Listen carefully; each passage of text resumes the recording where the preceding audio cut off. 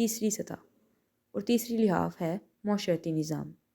اب نیچے آئیے، تیسرا لحاف سماجی نظام، یہ ابھی پوری طرح نوع انسانی پر حاوی نہیں ہوا، البتہ مغرب میں حاوی ہو چکا ہے۔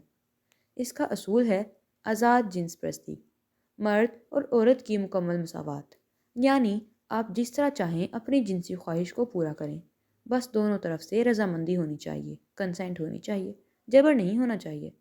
زنا بالجبر قانون کی خلاف ورزی شمار ہوتا ہے، لیکن زنا بالرضا سے کوئی انہیں غرض ہی نہیں۔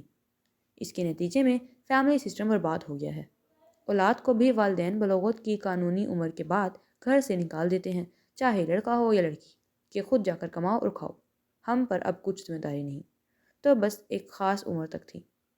ظاہر بات ہے پھر اولاد کو بھی ماں باپ کی کیا فکر ہوگی، چنانچہ بڑھاپے میں ماں باپ کو اولڈ ہومز میں چھوڑاتے ہیں کہ یہاں پر کھانا پینا ملتا رہے گا، البتہ ہمیں دیکھنا نصیب نہیں ہوگا۔ زیادہ سے زیادہ کوشش کریں گے کہ کرسمس میں آ کر تمہیں اپنی شکل دکھا دیں گے، لیکن اکثر و بیشتر والدین کرسمس کے موقع پر بھی ترستے ہی رہ جاتے ہیں اور انہیں اپنی شکل دکھانے کے لیے کوئی نہیں آتا۔ یہ ہے سماجی نظام، جس میں پردے کا تو سوال ہی کیا، شرم کا تو سوال ہی کیا، عزت و عصمت کا سوال ہی کیا۔ یہ سماجی نظام آج کم از کم آدھی دنیا پر تو مسلط ہو چکا ہے۔ البتہ ابھی کچھ افریقہ اور زیادہ تر ایشیا میں یہ نظام کسی درجے میں سابقہ حالت میں برقرار ہے، اگرچہ ہر ملک کا ایلیٹ طبقہ اس نظام کو اختیار کر چکا ہے، یعنی اوپر کا طبقہ بے پردگی، فحاشی اور یعنی آزاد جنس پرستی اختیار کر چکا ہے۔ زیادہ طلاقیں اسی وجہ سے ہوتی ہیں۔ جتنی شادیاں ہوتی ہیں ان میں سے اکثر جلد از جلد تحلیل ہو جاتی ہیں، طلاقیں ہو جاتی ہیں، خاندانی نظام چلتا ہی نہیں۔ یہ ہے تیسرا نظام۔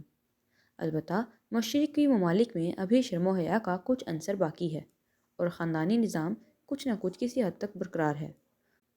تو مغرب کی طرف سے ایک زبردست تحریک چل رہی ہے کہ اس کو بھی ختم کر دیا جائے، یہ بھی ہم جیسے ہو جائیں، ان میں بھی لبرلزم اور روشن خیالی آ جائے کہ اگر میری بیوی زنا کر رہی ہے تو کیا ہے، اس کی مرضی ہے، میری بیٹی آوارہ ہو گئی ہے تو مجھے کیا، وہ اپنے مستقبل کو خود خراب کر رہی ہے، اسے شادی کے لیے مرد نہیں مل سکے گا، وغیرہ وغیرہ۔ یہ لبرلزم ہے، روشن خیالی ہے، یہ عورتوں کی آزادی ہے۔ یہ کیا کہ خاندانی نظام میں بیوی شوہر کے تابع ہو، وہ دونوں تو برابر ہیں، اور جب دونوں برابر ہیں تو میں بھی رانی تو بھی رانی، کون بھرے گا پانی۔ اس کی مستاق شادی کا بندھن، خاندانی بندشیں اور اخلاقی جواز کا معاملہ سب کچھ بے معنی ہو گیا۔ چنانچہ آپ کے علم میں ہوگا کہ 1994 یعنی 1994 میں قاہرہ میں محدود آبادی کانفرنس منعقد ہوئی۔ اس کا ایجنڈا یہی عورت کی آزادی تھا۔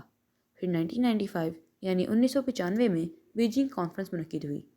ان کانفرنسوں کا مقصد یہ تھا کہ ایشیا اور افریقہ میں اگر خاندانی نظام کا کچھ تقدس باقی ہے، کوئی شرم و حیا اور عفت و عصمت کا تصورات باقی ہیں، خاندانی نظام کا کوئی اسٹرکچر اگر باقی ہے تو اس کو ہدف بنا کر ختم کر دیا جائے۔ اس کے بعد جون 2000 میں بیجنگ+5 کانفرنس یونائٹڈ نیشنز کی جنرل اسمبلی کے زیر اہتمام منعقد ہوئی، اور اس میں جو فیصلے ہوئے ان میں پہلے نمبر پر یہ ہے پروسٹیٹیوشن، طوائفانہ زندگی۔ اس کو بھی ایک قابل احترام پیشہ مانا جائے۔ اس کے لیے دلیل یہ دی جاتی ہے کہ ایک مزدور بھی تو کمائی کے لیے اپنے قوت بازو کو استعمال کرتا ہے۔ اگر وہ کشتی چلا رہا ہے، اینٹیں ڈھو رہا ہے، تو آخر اپنے بازوؤں کی قوت استعمال کر رہا ہے۔ اسی طرح ایک عورت بھی کمائی کے لیے اپنے جسم کا ایک عضو استعمال کرتی ہے، تو کیا فرق ہے؟ دوسرے نمبر پر ہم جنس پرستی ہے، یعنی گیز اور لیسبینز کے ہم جنس تعلق کو بھی ایک نارمل اورینٹیشن سمجھا جائے۔ اس کے نقطہ نظر سے یہ تو مزاج کی بات ہے، کوئی اپنے مزاج کے اعتبار سے مخالف جنس سے اپنے شہوانی خواہشات کو تسکین چاہتا ہے، اور کوئی اپنے ہم جنس سے شہوانی خواہش پوری کر لیتا ہے، تو ان میں کوئی امتیاز نہیں ہونا چاہیے۔ پھر یہ کہ عورت اور مرد بالکل برابر ہیں، انہیں وراثت میں بھی برابر حصہ ملنا چاہیے۔ عورت کو بھی طلاق کا برابر حق حاصل ہوگا، جب وہ چاہے مرد کو طلاق دے دے۔ خلا کا کوئی تصور نہیں کہ عورت کسی بالا تر ادارے کے ذریعے خود ہی طلاق حاصل کر لے۔ ضروری نہیں کہ وہ پنچایت وغیرہ کو قائل کرے کہ ان اسباب کی بنا پر اب وہ اس شخص کے نکاح میں نہیں رہ سکتی، بلکہ وہ جب چاہے مرد کو طلاق دے دے۔ پھر یہ کہ گھریلو ذمہ داریوں اور تولیدی خدمات پر بھی اپنے شوہر سے اجرت طلب کر سکتی ہے، کیونکہ وہ ایک طرح سے اس کی مزدور ہے۔ وہ گھر میں رہ کر کام کر رہی ہے تو اس کو اسے مزدوری کا حق حاصل ہے۔ اگر وہ حمل کی تکلیف گوارا کر کے اور بچے کی ولادت کا دکھ اور تکلیف برداشت کرتی ہے تو اس پر بھی وہ اجرت لے سکتی ہے۔ شوہر کو اس کی بھی قیمت اور مزدوری دینی پڑے گی۔ تو یہ ہے وہ ایجنڈا جس کو سامنے لایا جا رہا ہے، اور اس کو بہت خوبصورت نام دیا گیا ہے، سوشل انجینئرنگ، کہ ہمیں سماجی نظام کی ایک نئی تعمیر کرنی ہے۔ جیسے کسی بوسیدہ عمارت کو گرا دیا جائے تو ظاہر بات ہے کہ اب ماہرین تعمیرات چاہیں جو نئی بلڈنگ کا نقشہ بنائیں، پھر کنٹریکٹر چاہیں جو اس کی تعمیریں نو کریں۔ تو یہ سوشل انجینئرنگ کا پروگرام ہے جو پوری دنیا کے نمایاں ترین اور اہم ترین ادارے یونائٹڈ نیشنز کی جنرل اسمبلی نے پاس کیا ہے، اور اس پر دستخط کرنے والے ممالک میں اسلامی جمہوریہ پاکستان بھی شامل ہے۔ چنانچہ اس ایجنڈے کی طرف پاکستان سب سے تیزی سے بڑھ رہا ہے۔ اس میں ہر سطح پر عورتوں کو 33% نمائندگی دی جا رہی ہے۔ یونائٹڈ کونسل ہو، لوکل باڈیز ہوں، صوبائی اسمبلیاں ہوں، ڈسٹرکٹ بارڈرز ہوں، سٹی گورنمنٹس ہوں، نیشنل پارلیمنٹ ہو یا سینٹ ہو، ہر جگہ عورت کو 33% نمائندگی دی جانی ہے۔ اس طرح اس دور میں ہم سب سے آگے نکل گئے ہیں، جبکہ پوری دنیا میں کسی سیکولر جمہوریت میں بھی ایسا نہیں ہے۔ بھارت دنیا میں سیکولر جمہوریت کا معجزہ قرار پاتا ہے، کیونکہ وہاں کے رہنے والوں کی تعداد بہت بڑی ہے، اور پھر وہ ملٹی نیشنل، ملٹی ایتھنک اور ملٹی لینگوسٹک ملک ہے۔ ہم تو گن بھی نہیں سکتے جتنی زبانیں وہاں ہیں۔ ہر صوبے، ہر اسٹیٹ کی اپنی زبان ہے، لیکن وہاں سیاسی نظام جمہوریت کے تحت چل رہا ہے۔ معاشرہ اللہ کا تو آج تک سوال ہی پیدا نہیں ہوا۔